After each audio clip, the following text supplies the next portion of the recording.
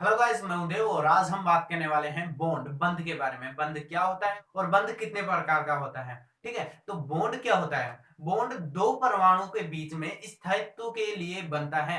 जैसे कि कोई ए है और ये है बी। यहाँ पर जो बॉन्डिंग होगी वो बॉन्डिंग स्थायित्व के लिए होगी। ये जो ए है ये बी के साथ बॉन्डिंग तब करेगा जब ए बी के बीच में जो बॉन्डिंग से कॉम्प्लेक्स बनेगा ये कॉम्प्लेक्स स्थायी होगा। यानी कि ये कॉम्प्लेक्स स्थायी होना चाहिए तब इनके बीच में बॉन्डिंग होगी। तो इस बॉन्ड की अगर बात करें तो ये बॉन्ड तीन तरीके का हो सकता है। आयनिक बॉन्ड, कोवेलेंट बॉन्ड और कोऑर्डिनेट बॉन्ड। पहले हम बात करेंगे आयनिक बॉन्ड के बारे में। तो फर्स्ट नंबर पर है आयनिक बॉन्ड।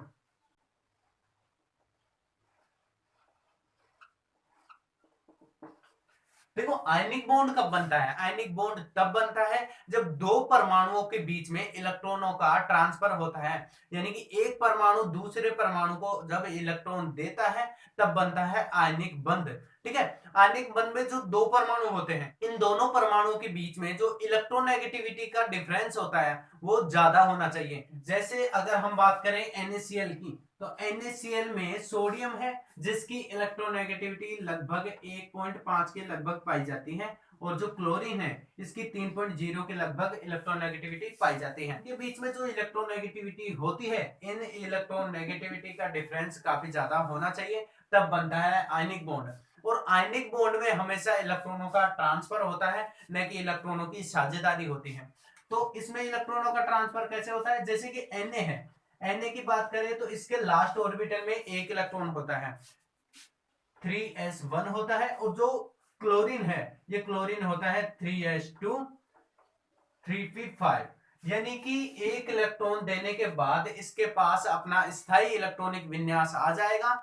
और क्लोरीन को एक इलेक्ट्रॉन की जरूरत है जिससे इसके पास भी 8 इलेक्ट्रॉन हो जाएंगे। यानी कि इसका ऑक्टेंट कंप्लीट हो जाएगा। अगर सोडियम की बात करें तो सोडियम में 1s2 2s2 2p6 3s1। यानी कि एक इलेक्ट्रॉन जब सोडियम दे देगा तब इसका जो ऑक्टेंट है ये ऑक्टेंट कंप्लीट हो जाएगा जिससे सोडियम स्थायी हो जाएगा। ठीक है, ये एक इलेक्ट्रॉन कौन लेगा, क्लोरीन। क्योंकि क्लोरीन जब एक इलेक्ट्रॉन लेगा तो इसके पास भी ऑक्टेंट कंप्लीट हो जाएगा जिससे ये बॉन्डिंग आसानी से कर लेंगे। यानी कि सोडियम एक इलेक्ट्रॉन क्लोरीन को दे रहा है, इससे पता चलता है कि यहाँ पर इलेक्ट्रॉनों का ट्रांसफर हो रहा है। यानी कि इलेक्ट्रॉनों की साझेदारी नहीं हो रही है, इलेक्ट्रॉनों का ट्रांसफर हो रहा है जिससे आयनिक बॉन्ड बनता है। यानी कि आयनिक बॉन्ड में इलेक्ट्रॉनों का ट्रांसफर होता है, न कि इलेक्ट्रॉनों की साझेदारी होती है। ठीक है, और इसमें सबसे मेन चीज ये है कि जो परमाणु पाए जाते हैं इन परमाणुओं के बीच में जो इलेक्ट्रोनेगेटिविटी का डिफरेंस है ये काफी ज्यादा होना चाहिए। यानी कि इनकी इलेक्ट्रोनेगेटिविटी सेम नहीं होनी चाहिए, इनकी इलेक्ट्रोनेगेटिविटी में काफी अंतर होना चाहिए जिससे बनते हैं आयनिक बॉन्ड, आयनिक बंध। अगर कोवेलेंट बॉन्ड की बात करें तो कोवेलेंट बॉन्ड में जो दो परमाणु होंगे उन दोनों परमाणुओं के बीच में इलेक्ट्रॉनों की साझेदारी होगी, न कि इलेक्ट्रॉनों का ट्रांसफर होगा। के बीच में जो दो परमाणु पाए जाएंगे उन दोनों परमाणु के बीच में इलेक्ट्रॉनों की जो साझेदारी होगी वो 50-50% होगी। यानी कि एक परमाणु अगर एक इलेक्ट्रॉन देता है तो दूसरा परमाणु भी एक इलेक्ट्रॉन ही देगा। जैसे कि ए और बी की बात करें, ए और बी में अगर ए एक इलेक्ट्रॉन दे रहा है तो बी भी एक इलेक्ट्रॉन देगा जिससे इनके बीच में जो बॉन्डिंग होगी वो बॉन्डिंग होगी कोवेलेंट बॉन्डिंग। ठीक है, एग्जांपल की बात करें तो जैसे कि H2 है, H2 में ऑक्सीजन हाइड्रोजन हाइड्रोजन, इनके बीच में जो बॉन्डिंग पाई जाती है वो बॉन्डिंग होती है कोवेलेंट बॉन्डिंग। ठीक है, इनके बीच में कोवेलेंट बॉन्ड पाया जाता है क्योंकि इनके बीच में इलेक्ट्रॉनों की साझेदारी होती है। ऑक्सीजन एक इलेक्ट्रॉन दे रहा है, हाइड्रोजन भी एक इलेक्ट्रॉन दे रहा है जिससे 50-50% की साझेदारी हो रही है, इसलिए यहां पर बन रहा है कोवेलेंट बॉन्ड। ठीक है, कोवेलेंट बॉन्ड की बात करें तो कोवेलेंट बॉन्ड दो प्रकार का होता है, पोलर और नॉन पोलर। देखो, पोलर बॉन्ड क्या होंगे, पोलर बॉन्ड उन यौगिकों में पाए जाएंगे जिन यौगिकों में जो परमाणु है, जो एटम है, उनके बीच में इलेक्ट्रोनेगेटिविटी का डिफरेंस काफी कम होता है। जैसे कि हम बात करें ऑक्सीजन की, तो ऑक्सीजन और ऑक्सीजन के बीच में जो बॉन्डिंग पाई जाती है, इस बॉन्डिंग में जो दोनों परमाणु है इन दोनों परमाणुओं के बीच में दो दो इलेक्ट्रॉनों की साझेदारी होती है। यानी कि इनके बीच में कोवेलेंट बॉन्ड पाया जाता है। जो नोबल गैस होती हैं उन नोबल गैस को छोड़ करके बाकी जितने भी गैसीय तत्व होते हैं उन गैसीय तत्वों के बीच में कोवेलेंट बॉन्ड पाया जाता है।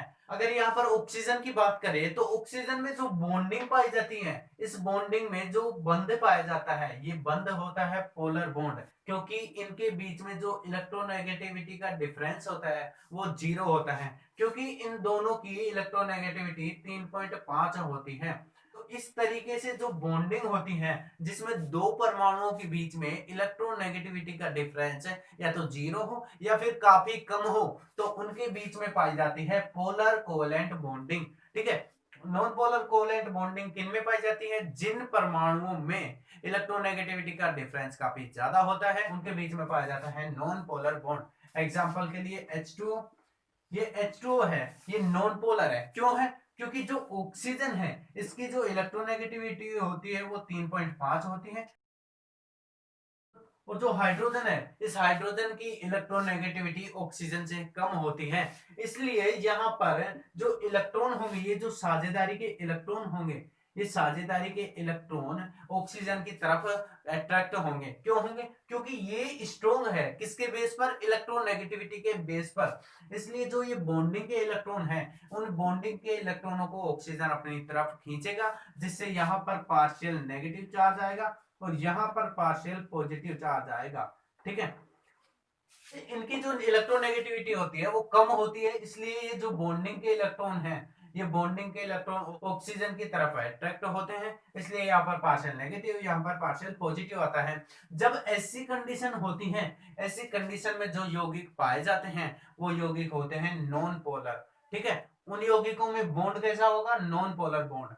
ठीक है, ये हुआ कोवेलेंट बॉन्ड। अगर कोऑर्डिनेट बॉन्ड की बात करें तो कोऑर्डिनेट बॉन्ड में जो साझेदारी के इलेक्ट्रॉन है वो साझेदारी के इलेक्ट्रॉन एक ही परमाणु देता है, दूसरा परमाणु साझेदारी के इलेक्ट्रॉन नहीं देता है। जो दोनों के दोनों इलेक्ट्रॉन देता है उस परमाणु को हम डोनर कहते हैं, यानी कि दाता परमाणु कहते हैं, और जो परमाणु उन इलेक्ट्रॉनों को ग्रहण करता है उसे हम एक्सेप्टर यानी कि ग्राही कहते हैं, और इनके बीच में जो बॉन्डिंग होती है उसे हम कोऑर्डिनेट बॉन्डिंग कहते हैं। ठीक है, फॉर एग्जांपल के लिए जैसे कि NH4 है, NH4 में H N N sorry H H और H, तो इसमें क्या होता है? इसमें जो नाइट्रोजन है, नाइट्रोजन अपने दोनों के दोनों जो लोन पेयर पाए जाते हैं, जैसे कि NH3 है, NH3 में एक लोन पेयर होता है, तो NH3 में जो लोन पेयर होता है वो लोन पेयर के दोनों इलेक्ट्रॉन ये हाइड्रोजन को दे रहा है। तो यहाँ पर जो ये बॉन्डिंग होती है इस बॉन्डिंग को हम बोलते हैं कोऑर्डिनेट बॉन्डिंग। ठीक है, अगर हम बात करें SO2 में, तो SO2 में क्या होता है? SO, और ये होता है यहाँ पर जो ये बॉन्ड है इसे बोलते हैं कोऑर्डिनेट बॉन्ड, क्योंकि यहाँ पर जो S है, सल्फर है, ये दोनों के दोनों अपने इलेक्ट्रॉन ऑक्सीजन को दे रहा है। ठीक है, साझेदारी के दोनों इलेक्ट्रॉन ऑक्सीजन को देता है। ठीक है, तो यहाँ पर जो ये देता है इसे बोलते हैं हम डोनर, और जो ये ले रहा है इसे हम बोलते हैं एक्सेप्टर।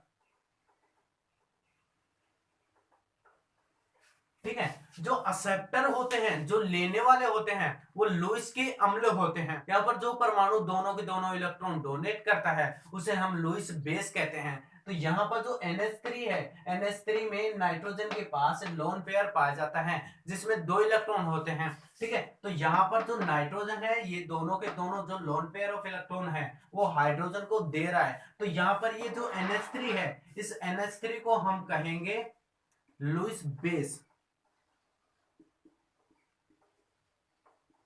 ठीक है, और जो ये हाइड्रोजन है, ये हाइड्रोजन दोनों के दोनों इलेक्ट्रॉन ले रहा है, तो इस स्पीसीज को, इसको हम बोलेंगे लुईस एसिड।